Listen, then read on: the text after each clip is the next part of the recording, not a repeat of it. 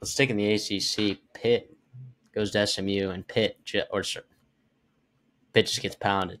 I mean, SMU finding ways to just put points on the board, man. Even though you didn't play your cleanest football game by far, but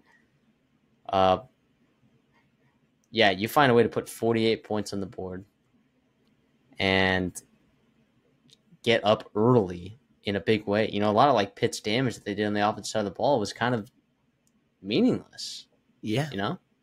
And SMU is now in the driver's seat to make the ACC championship in their first year in the ACC, which is pretty impressive after, battling through quarterback controversy, losing to BYU on the road early in the season, which turned out to be a really good loss. Losing RJ Maryland. I've given their defense. I haven't given their defense, I feel like, nearly enough credit to what they actually probably deserve this season. I think throughout the season, I've been skeptical because they have been very dependent on turnovers, and this was the case last year. But guess what? They're a darn good football team. Their offensive line is exceeding any expectations that I had for them, given how many transfers they had come out of there, right, that went to different Power 5 schools. Like, you lost a lot of talent on that offensive line. And yet, here we are. You tell me Jalen Knight and LJ Johnson are non-factors in this offense? You don't have RJ Maryland? Preston Stone got beat out by Kevin Jennings?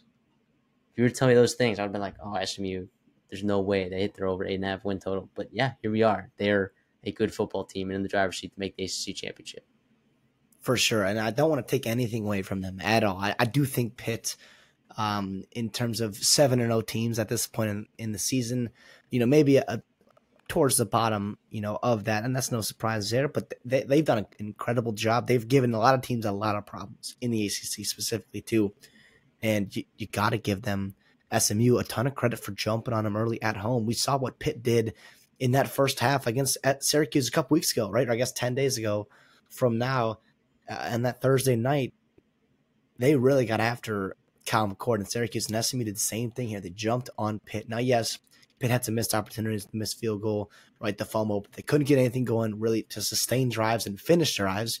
And SMU, 4 touchdowns, boom. And off those turnovers, off those miscues, 1-play touchdown, the Brashad Smith big run, right? After the fumble, 7-play, 46-yard touchdown, and you just put the game away. It was 28-3 at half. And from there, you can't do much. I guess 31-3 with the field goal at the end there, which, again, right, impressive. But, yeah, like you said, we talked about SMU, Clemson, and Miami in terms of, like, probably the top.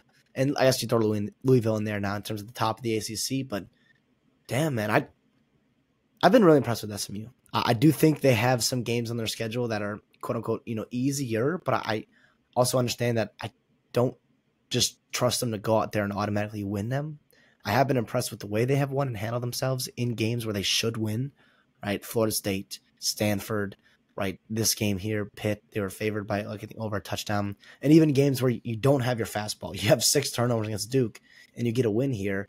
It's really exciting for Rhett Lashley and this offense and this team in general, right? It's for the Mustangs, man. It's been a while since they've been good in football. I haven't really seen it in my lifetime. I've only heard and seen the documentaries and all that good stuff. But if they're being explosive, right, you've got 71-yard touchdown, 80-yard touchdown, like these big-time plays, that's when they're really, really dangerous, and they just jump on you. And, yeah,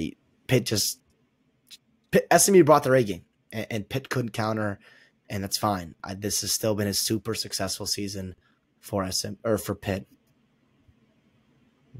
I agree. 7-1. That's crazy at this point. That's crazy. Eli Holstein, playing the way we've talked about it before. Eli Holstein. I picked Pitt to actually win and cover this game. I thought that they might be able to do some damage through the air, but the damage that they did, it just came a little late, right? I mean, a 24-point second quarter from SMU, and Nate Yarnell ended up coming in, and yeah, he looked good. I think Pitt moving forward, like, if they have either of those guys at quarterback, I think they can, like, still win football games. And the issue is you do play Clemson. It's kind of a tough game. You don't love that. Louisville, it's a It's not an easy schedule the remainder of the way. But if you finish the season and you go, now it's always tough to, end the season on a 5-game schneid. But like going 7-5, if you were to tell me preseason Pitt went 7-5, I would be insanely impressed. And we know that Cade Bell, that offensive coordinator hiring that they had, is working out. And they did a really nice job with that in the offseason. Pat Narduzzi maybe flopped on the offensive coordinator hire after he basically forced Marcus Satterfield out of there. And now look at them go. So both these teams have a lot of high upside moving forward as programs, I think.